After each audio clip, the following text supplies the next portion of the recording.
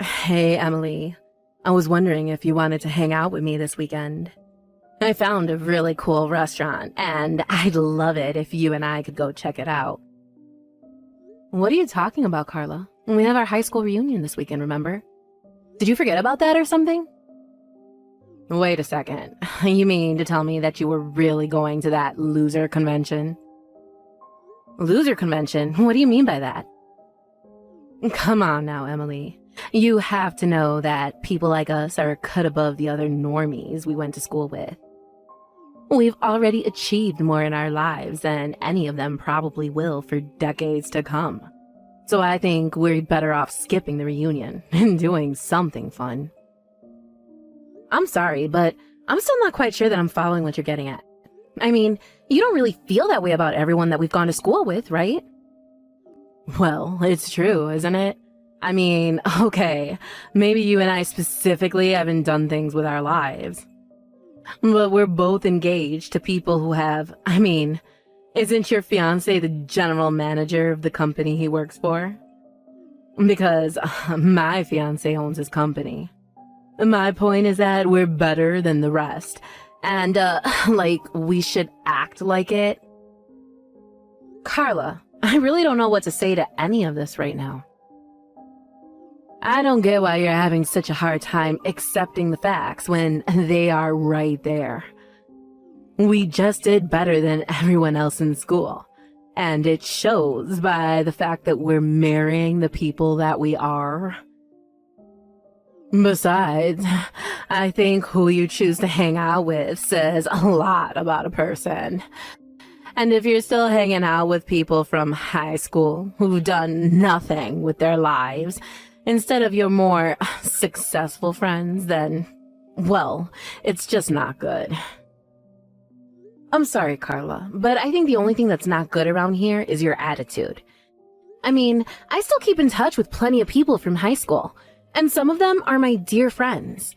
So if you don't want to go to the reunion, that's fine, but I'm still going to go. You'll just have to find someone else to hang out with. You've got to be kidding me. You're not serious about this, are you? I am, and I don't think that you're a very good friend if that's really how you think of people. So please, don't try and lump me into the same camp as you. And one more thing you should know, I actually broke off my engagement with my fiancé last week. Hold on a second. You mean to tell me that you were going to marry a general manager and you broke it off? Besides, I heard that your fiancé was in line to inherit the whole company, since he's the CEO's son, after all. Well, a lot happened between us, and we realized the marriage just wasn't going to work out. But I'm free next month if you want to try and hang out, just the two of us then. I can let you know what times I actually have available in a little bit. You think I would ever lower myself to hang out with you now? What is that supposed to mean? Haven't you been reading any of my messages at all? It's all about who you know and who you're seen with. And if you're not a winner like me, then I really shouldn't be wasting my time talking to a loser like you. So now, I won't be hanging out with you anytime soon. Hey, Emily. I just walked outside my door and found all kinds of cooked food on my doorstep. And it's basically all the things that I love to eat. Even some of my favorite snacks are in here too. Did you leave all this here for me? Wow, you found all that a lot faster than I thought you were going to. But yes, I was a bit worried about you, so I went out and got you some treats. Wait, what? What do you mean? Why were you worried? Well, you're always talking about how busy you are with work and how you barely even have time to eat. So I just thought it'd be nice and bring some food straight to you. But I don't get it. We broke up, right? We even called off our engagement, so I don't understand. Especially after the reason why we had to break things off was so ridiculous. I'm surprised you still want anything to do with me. Hey, it's not like I don't get why we wouldn't have worked out. You started a company with your friend and it all went belly up. You were the one who told me that you just couldn't marry me like that. So in a way, you kind of did it all to yourself. But what other choice did I have but to call it off? I mean, I wanted to give you the world. I was planning a huge wedding for us, but then my friend screwed up our big project and our whole company fell apart. And after that, we lost all of our contracts. And on top of all of that, my friend took the rest of our funds and ran off, leaving the company on the verge of having to declare bankruptcy. Yes, Barry, I know. You've told me the story at least 1,000 times. But what I'm surprised about is that you haven't gone to your parents begging for help. You told me that you didn't want them to keep bailing you out and that this was something you wanted to try on your own. Well, I don't know what else to say. I guess I'm just a bit of a prideful guy sometimes. But either way, I can't believe that our 5 years together had to end that way. I came into your life, made a big mess, and I had to pull out like the loser that I am. I'm just so sorry that I've probably ruined your life too. Barry, no offense, but I'm not the kind of person to let a breakup ruin my life. I am sad that things went the way they did, but not even you have the power to ruin my life with your presence or lack thereof. What do you mean by that? I mean, that I don't care that we're not engaged anymore. But it doesn't mean that I don't care about you. You're still important to me, and I want to try and remain friends.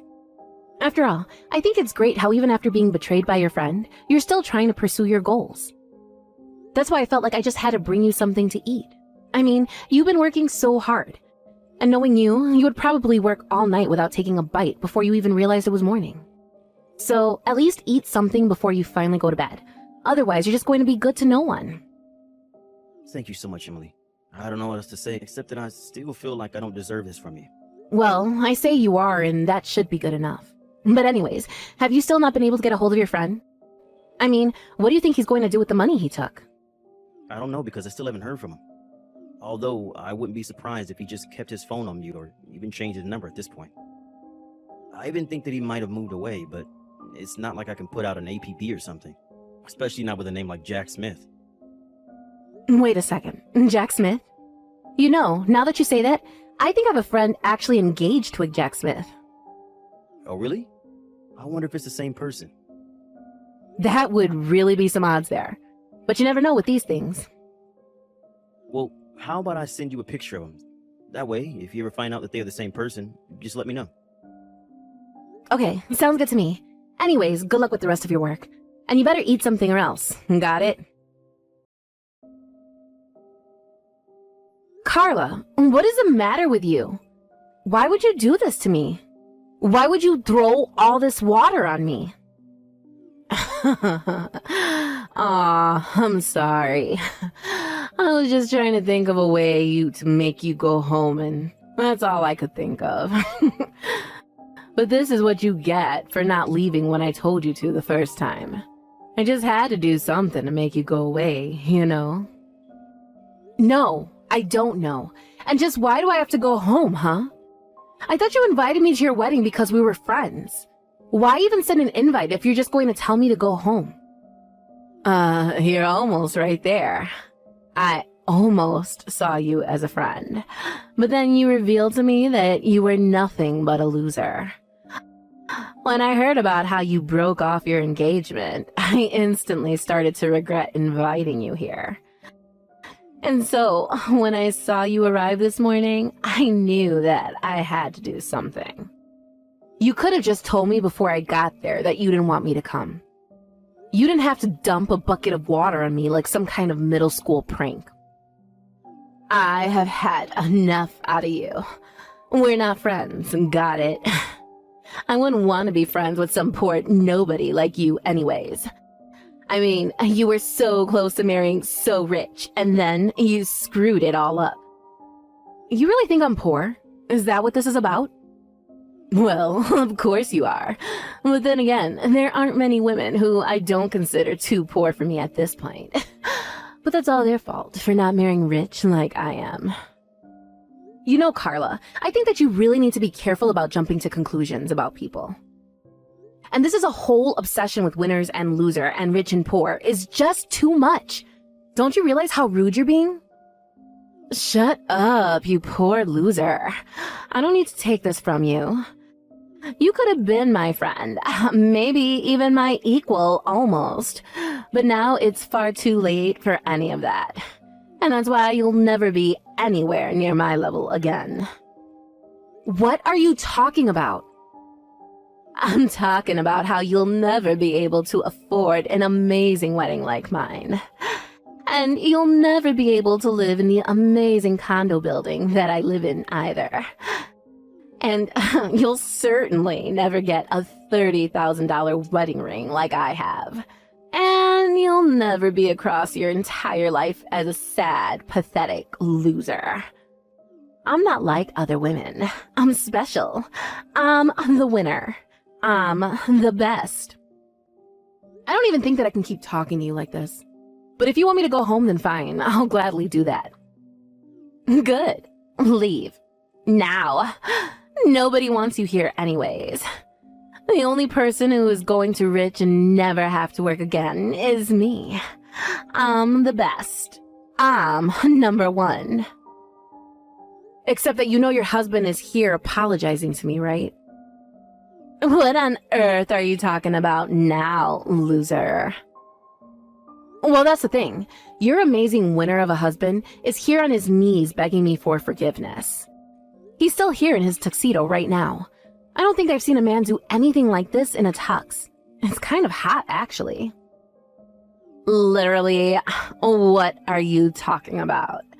Why would my husband be apologizing to you?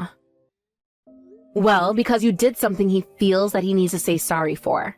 Of course, I don't see any reason why I should forgive you. Have you actually gone crazy or something? Start making sense now. I guess he's also very sorry because he ruined my engagement and ran off to get married himself. Hold on a second. I am so lost here. I mean, all I did was pour a little water on an unwanted loser. Why would my husband have to apologize to you for anything? Did he forget we're better than you? You don't get it. This is much bigger than you and your dumb prank. You see, it's your husband's fault that my engagement was called off. That's why he's here begging. But how? I still don't get it. Well, because it's his fault that my fiancé Barry and I had to call off our engagement. You see, Barry and Jack started a business together. But your new husband Jack made some pretty huge mistakes that ended up costing the company a lot. But instead of taking responsibility for them, he stole the rest of the company funds and ran off. My fiancé Barry was embarrassed and crushed that he said he wasn't worthy of me and called off the engagement. Wait just a minute. You're telling me that my husband and your fiancé started a business together? This is the first time I'm hearing about this. I didn't have too many details about what happened either, but Barry mentioned the name of his partner, and I realized it was the same as your then fiancé. I thought it might have been a coincidence, but then Barry showed me photos of them together, and I knew they were one and the same. Anyways, I confronted Jack in the changing room, and he admitted to it all, so naturally, I informed the police. But don't worry, I know that you want to have your wedding, so I told them not to show up until after the vows had been exchanged. But I guess I won't be here to see it since I'll be going home. But I hope the two of you get what you deserve. But you can't be serious, right? You really didn't do that, did you? Well, especially after you poured that water on me, Jack came running after me, begging me not to call the police. He heard about what you did to me, and that's why he's here begging on his knees for mercy. This can't be happening. Jack can't be going that to you. My husband would never. Well, I'm afraid he is. Of course, the whole situation was made much worse by the way you treated me. But anyways, the police have already been informed, so it's too late to change anything now. Oh, come on. You don't have to do this. I would be less concerned about that and more worried about wrapping up your wedding before the police get there. Emily, thank you so much. I can't believe you managed to track Jack down. You don't know how much worrying you just saved me. Well, it really all was quite lucky, if I'm being honest. But anyways, I'm just glad that we could find him. Anyways, what about you? How are you doing? Are you eating like I told you to? Yeah, don't worry. I've been eating out of that care package that you sent me, and I feel like a new man now. Some other good news. I feel like I might be able to restart my company. Really? You think you can turn things around? Yeah, I know that I've basically lost all of my clients, but now that Exodus has stopped and I'm left with the ones that really believe in me. Not only that, but they understood my situation and said that they would recommend my business to associates here. And I've already started getting calls from new people wanting to work with me, so now I think I have enough funding to keep my project going. Barry, that's incredible. Congratulations on that. That's so amazing. I knew that things would work out for you. It's not me. I've just learned so much about business ever since I was little from my parents. I mean, I feel lucky that I was born into the family that I was, but also because of it, it means that I understood the risks of doing business. But there's one more thing that I'm hoping to set right now, and that's you. Me? What do you mean by that? I mean that after Jack stole my money, I told you that I could marry you, but this whole experience has taught me that I really need you. And now that we caught Jack, I want to ask again, will you marry me? Because if you say yes, I promise that I'll never let you go no matter what. I swear I'll do everything in my power to make you happy. Oh, Barry. I want to say yes, but I know you and your business too well. How about you focus on your company first? I know that things are looking good now, but you need to make sure that they stay that way. After you've done that, then we can talk. You're right. Better to make sure we do this right this time. Thank you so much for understanding, Emily. Emily, this is all your fault. The police just took Jack away. I had no idea that he had done such shady things in the past. From what I heard, Barry wasn't even the first person that Jack had done this to. Apparently, he had a pattern of scamming people out of their money like that. But no one had ever managed to catch him until now. Well, I want you to know, that I divorced him. Jack is no longer my husband. Oh no, you mean the marriage wasn't going to work out? And here I was thinking that you married the perfect man. I thought so too. But he wasn't a winner like me at all. He was just a loser scammer who would have done the same thing to me. But I guess that means if you don't have a husband like Jack, that makes you a loser just like the rest of us, no? Especially after he was arrested just days after you two were married. But I guess that's what you get for always looking down on others because of who you were marrying. How dare you talk to me like that? I thought we were friends. Why are you being so mean to me? Is that supposed to be a joke or something? You insulted me the moment you found out I wasn't going to marry rich like you. Then you invite me to your wedding only to humiliate me in front of everyone and then try and kick me out. And you know, I would have reported you to the police for what you did as well. That's still a form of violence. You mean that you would have called the cops on me too, just for a little prank with water? I can still do it if you want to join your husband in jail. No, please, don't do that. I don't want to go to jail. I wouldn't last a day there. Well, if you don't, then maybe you should check your ego and please just never ever talk to me again. After that, Jack was arrested for his various frauds and eventually sentenced to jail for them. I heard that Carla was brought in as a suspect, but that she was cleared of charges when the police realized she knew nothing. Apparently, while he was in jail, Jack was refusing to sign the divorce papers. Carla was so nervous that he was plotting something with her bank account, so she withdrew all of her money and moved to a new state. Except that every time someone from her past would find her, she was so nervous about being found by Jack, even though he was in jail, that she would pick up everything and move again. As for Barry and I, it took some time, but Barry's company eventually took off into the success that we always knew it would be.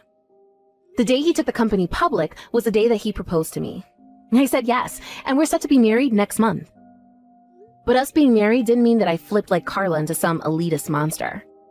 I still hung out with old friends from high school, and we all gossiped about Carla's situation. In fact, despite being married, very little has changed for me. I'm just glad that everything about the situation appears to have wrapped out quite neatly. Of course, it helps that Barry now has someone like me by his side to help vet potential business partners. And I plan on keeping it that way.